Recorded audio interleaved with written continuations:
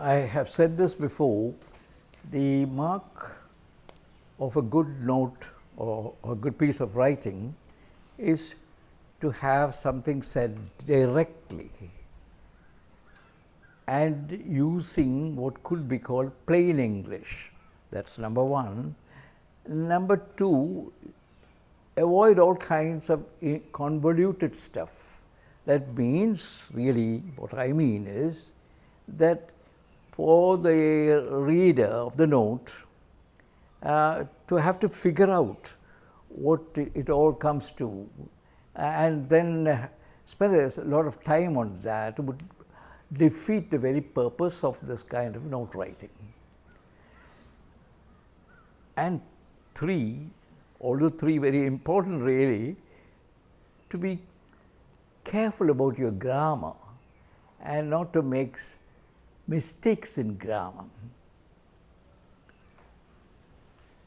And to round it off, maybe I said it earlier, be concise.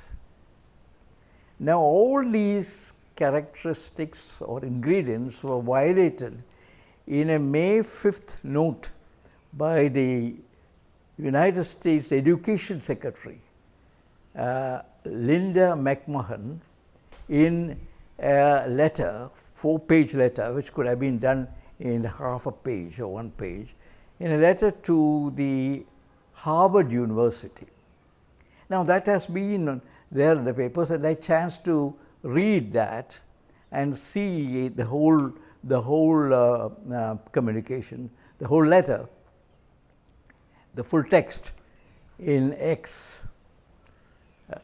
So I was thinking about that, how badly it was drafted, how badly it was written.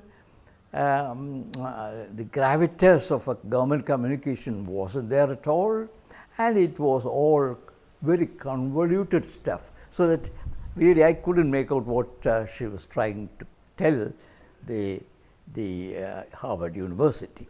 Therefore, this morning when I read the Hindu editorial today, that was today, just a few minutes ago, I thought I should comment on this subject, and therefore I thought that the Hindu's editorial was in pretty good company with the US Education Secretary's note, which again has got us a lot of publicity. Okay. So I have before me the editorial, today's editorial, which I chanced upon this morning, or rather which I was reading this morning. So here I have this one. The title is Finding Support, and the subtitle or subheading is India must pressure Pakistan by sharing evidence of the terror trail. Now it looks like if that is so, that should be the main thrust of the editorial. Now it happens that it is not, and therefore I got to comment on this thing. Please let it be very clear that I am not commenting at all on the subject matter of the Pahalgam attacks and the armed forces response to it. Not at all. Therefore, this is only purely the English of the writing. Let that be understood. And if I do have to say something, it is what is written here, and I comment on that, and nothing to do with the subject matter. Let me ask for your forbearance, because I would have to read this out with you and comment as I go, because it's difficult for me as to project it on the screen and things like that. I really don't have any of that paraphernalia helping me. So here I go, and I would comment both on the convoluted stuff and the difficulty I have in trying to figure out what they say. That is the point. And then finally say, what is the thrust? What is the main thing you want to say? That is common whether it is an editorial or a note that you are writing in your company. the international reaction to India's strikes on terrorist infrastructure in Pakistan has been one of concern.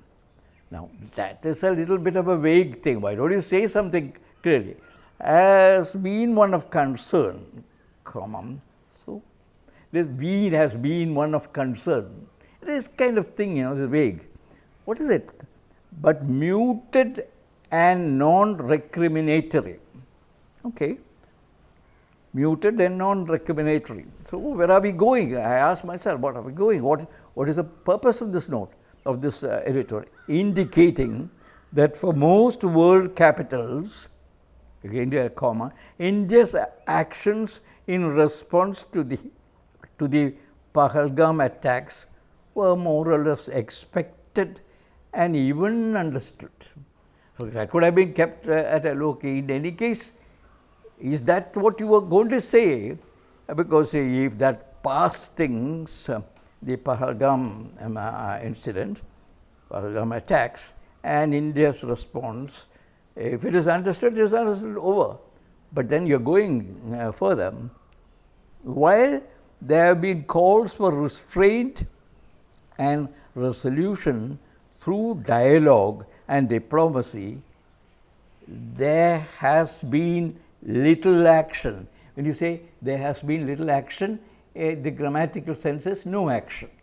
That is the clearly understood grammar rule. Now, there has been little action taken by any country to bring about much pressure to avert the strikes. So, there is no action at all. There is the meaning from others, from other governments, to avert the strikes. Okay. This can be chalked up, whatever that phrase means, this can be chalked up to New Delhi's briefings to envoys and calls by the Prime Minister, ministers and the National Security Advisor to counterparts around the world through this crisis that began. Why do you want to say, now you have already said about the crisis, that began with the Pahalgam terror attack on April 22. Now, what are you saying now? You are approving of this whole thing, that because of these calls and things like that, there has been no pressure at all. So, you like that, right? Good, good. New Delhi's mature messaging has been that India is targeting terrorists, that it hoped Pakistan would.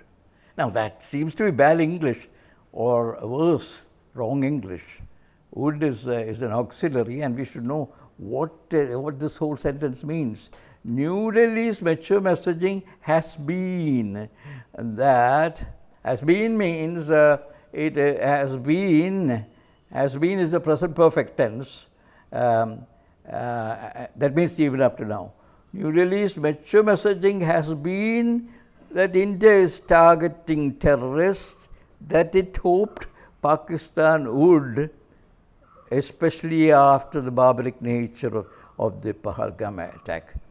Is it that this would and all that means that you are messaging we are targeting terrorists while Pakistan had not done anything in this matter of targeting terrorists? If that is so, you have to make it clear. At the moment, nothing is clear about this comparison with Pakistan's, what Pakistan has been doing.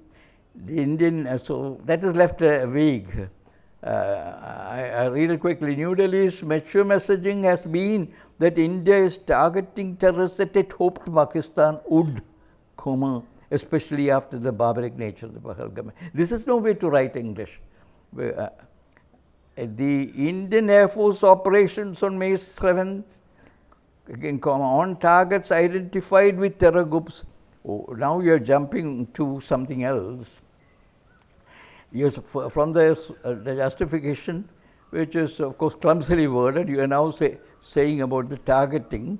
The Indian Air Force operations on May 7 and targets identified with terror groups were precisely planned, comma, with India's assurance that no civil, economic or military locations will be hit. So, okay, you're approving of that. It was also impossible to escape the symbolism. Details of the operations were delivered. And come on, this delivering of details, delivery of a missile, okay, but details of the operations were delivered by 2 women officers of different faiths. What has that different faiths to do with an armed forces spokesperson's speaking about the operations? I really don't know. It is a big come down to bring in all that stuff. Details of operations were delivered by 2 women officers of different faiths. Okay, that's not done. This kind of stuff about different faiths. Sending out an image of progressive, pluralistic and resolute nation. Terrible grammatical mistake. Sending out an image of a progressive, pluralistic and resolute nation. That article A is missing, and it is a grammatical error in the editorial. It was also impossible to escape the symbolism. Details of the operations were delivered by 2 women officers of different faiths, sending out an image of progressive, pluralistic and resolute nation. A is missing of a progressive, pluralistic and resolute nation. Now that is a kind of breathless first paragraph, and I am also breathless now, because as we go to the second paragraph, I noticed that it has gone to something else now. God, from one thing it has jumped to another. I read that again, with your patience, I hope. With further operations overnight, I say, overnight, okay, there's been something there. With further operations overnight, it is clear that tensions continue to rise. Okay, so we are on to something as recent as overnight. Okay, the EU, UK, US, Russia, and the UN have reached out to New Delhi and Islamabad to try and diffuse tensions.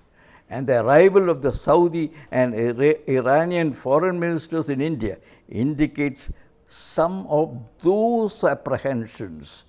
What does that mean? Those is a demonstrative adjective or demonstrative pronoun. Therefore, if you have to say those apprehensions, you should have said earlier what the apprehensions are, and then say those apprehensions. You suddenly, spring this on the unsuspecting reader, indicate some of those apprehensions. So let's, apart from the grammar, from the early, view, that all that briefing and things like that, okay, everything has been good. Now you begin to say that, and especially the earlier one saying no pressure at all, because of the briefings and all that. Now you say a number of people have descended here, or rather reached out to New Delhi, UK, USA, Russia, UN, have reached out, and the Saudi and Iranian foreign ministers are here. So everyone is putting pressure. Just the opposite of what you said earlier. Just the opposite of what it is. So where are we now? The reader asks now, come on, there is some pressure. There's something overnight, and there is some pressure. The government must be careful. Now there is another messaging. The government must be careful. I see. The government must be careful that its well-prepared response thus far is not derailed by an unplanned escalation. So why don't you say that? If that is what the message, you should have put it straight away. That is the main message. That would have been contemporaneous, that would have been important.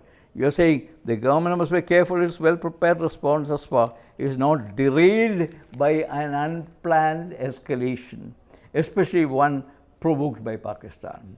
Well, Pakistan has fewer friends. Fewer is a comparative. Fewer friends, fewer than whom? Nothing is clear. Has fewer friends. It is not without allies such as China, Turkey and Malaysia, all of whom have backed its call for an independent investigation. And the government would do well to keep its global message recent and rational. So there you begin, you bring in the question of independent investigation, and then you're not clear where you stand about it. I mean, the writer of the note or the writer of the editorial. It could also offer to share evidence of the terror trail at the UN and other agencies in order to bring more pressure on Pakistan to act against the groups responsible by doing so. So you're saying that this could be shared, that a little bit more independent investigation is required. You're supporting that. Seem to be. But no, immediately you withdraw from that. New Delhi must, in doing so, New Delhi must avoid the pitfalls of being hyphenated with Pakistan, allowing bilateral matters to become internationalized or needing mediation. Oh, now come on. You have jumped to another thing, that investigation is not all that good. Calling for an independent or having anything to do with an independent investigation is no good because of something that you have said. Okay, internationalizing and mediation and all that. To that end, I don't know what that end is. To that end, that again is a pronoun. Or to that end, not clear. The government may consider, if it has not already, opening a channel of communication as the NSA had with Pakistani interlocutors to de-escalate tensions after the misfiring of an Indian missile in 2021. Come on. If they did it in 2021, they would, if it is necessary, they would do it even now. So what is the big idea now? Now the last bit, which is normally the punchline for any editorial. While New Delhi's messaging of fighting the scourge of terrorism, oh come on, scourge of smallpox you can understand, but not scourge of terrorism. Terrorism is international, everywhere now. While New Delhi's messaging of fighting, I leave out the scourge of terror, fighting terrorism, will always find it. Oh, come on, that's bad English. That is wrong English. New Delhi's messaging. That messaging is a gerund, can stand for some kind of subject. A gerund thing. Will always find it. Is it about messaging? Find it unequivocal support in every part of the world. An all-out war with Pakistan in an unstable neighborhood is counterproductive and in no one's interest. Well, if that's your punchline, that's your main message, why not you argue that from the very first, instead of all this kind of thing, absolutely convoluted stuff, giving very good competition to the US Education Secretary Education Secretary's note of May 5 to Harvard University.